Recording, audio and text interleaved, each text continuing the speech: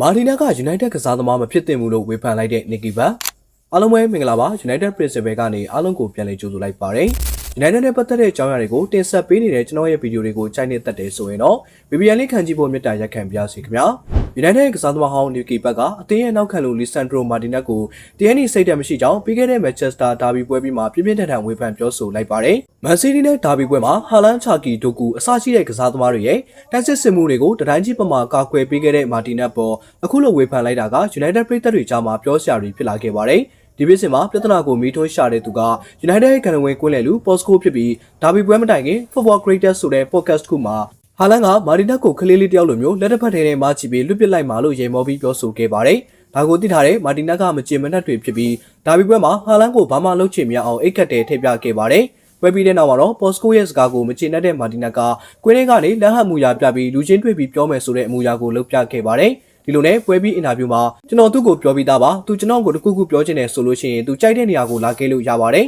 ကျွန်တော်ဘာမှကြည့်မဆိုင်ပါဘူးအစင်းနဲ့ပဲဘာမှကိုကြောက်မနေဘူးသူတို့နဲ့လူချင်းမျက်နှာချင်းဆိုင်တွေ့တဲ့ချိန်ကြတော့ဘယ်သူမှကိုယ့်မျက်နှာရှိမှဘာမှမပြောရကြပါဘူးဝေဖန်တာကိုတော့လက်ခံတယ်စော်ကားနေတာကိုတော့ဘလို့မှလက်မခံနိုင်ဘူးလို့ပြန်လဲတုံ့ပြန်ခဲ့ပါတယ်မာရီနာအနေနဲ့ဘော့စကိုရဲ့စကားပေါ်မှာအတော်လေးနေမတိထိုင်မသာဖြစ်နေခဲ့ရပြီးသူ့အနေနဲ့မန်စီးတီးရဲ့ပွဲမှာဟာလန်ကိုထိန်းပြပြီးတဲ့နောက်ဘော့စကိုကိုဝေဖန်ရေးသမားဆိုတဲ့ခေါင်းစဉ်တက်ပြီးပြောခဲ့တာဖြစ်ပါတယ်မာရီနာရဲ့စိန်ခေါ်တဲ့စကားကိုကြားသွားတဲ့ဘော့စကိုက Instagram ကနေမင်းကောင်ကကော်ဖီလာတော့မယ်တကြားတော့မထည့်နဲ့ကွာဆိုပြီးပြန်လဲတုံ့ပြန်ခဲ့ပါတယ်ဒီကိစ္စကိုသိနေတဲ့ United ကစားသမားဟောင်း Nicky Butt ကမာတီနာရဲ့စိတ်သဘောထားကိုအတော်လေးသဘောမကျခဲ့ပဲသူ့ရဲ့ဘော်ဒါဘော့စကိုအတွက်ဒေါသထွက်နေခဲ့တာပါNicky Butt ကအဲ့ဒီနေ့ကမာတီနက်အနေနဲ့တကယ်ကိုပြောင်ပြောင်အောင်ကစားနိုင်ခဲ့ပါတယ်။သူ့ကိုချီးကျူးရမှာပါ။သူကကွင်းထဲမှာကမ္ဘာအကောင်ဆုံးလို့ပြောလို့ရမယ်တိုက်စစ်မှုဟာလန်ကိုတယောက်ချင်းကတ်ကစားပြီးကောင်းကောင်းထိန်းချုပ်နိုင်ခဲ့ပါတယ်။ကျွန်တော်တို့အခုဒီမှာထိုင်ပြီးသူအရန်တော်တယ်လူတိုင်းကောင်းကောင်းကစားနိုင်ခဲ့တယ်လို့ချီးကျူးပေးမှာပါ။ဒါပေမဲ့ဒါက United ကစားသမားတယောက်အနေနဲ့ဒါဘီပွဲစဉ်မှာလုပ်ပြရမယ့်တာဝန်ဝတ္တရားသာဖြစ်ပါတယ်။တစုံတယောက်ကမီဒီယာမှာဒါမှမဟုတ် podcast တစ်ခုမှာသူနဲ့ပတ်သက်ပြီးတခုခုပြောလိုက်တာကို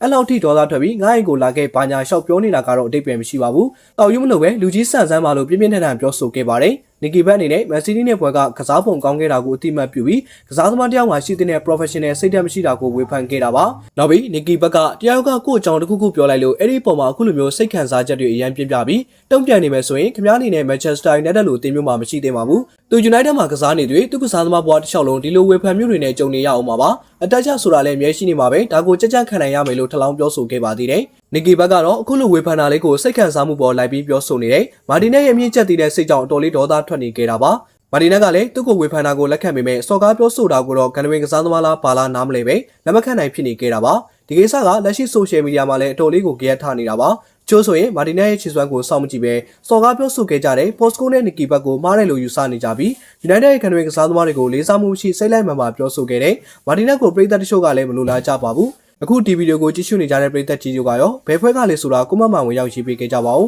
United ကိုချင်ခင်ကြတဲ့ပရိသတ်တွေအတွက်စိတ်ဝင်စားစရာကောင်းတဲ့သတင်းအကြောင်းအရာတွေကိုတင်ဆက်ပေးသွားမှာမို့ United Principal Facebook Page နဲ့ YouTube Channel လေးကို Like and Subscribe လုပ်ပေးသွားခဲ့ကြပါဦးခင်ဗျာကြည့်ရှုပေးခဲ့တာကျေးဇူးတင်ပါတယ်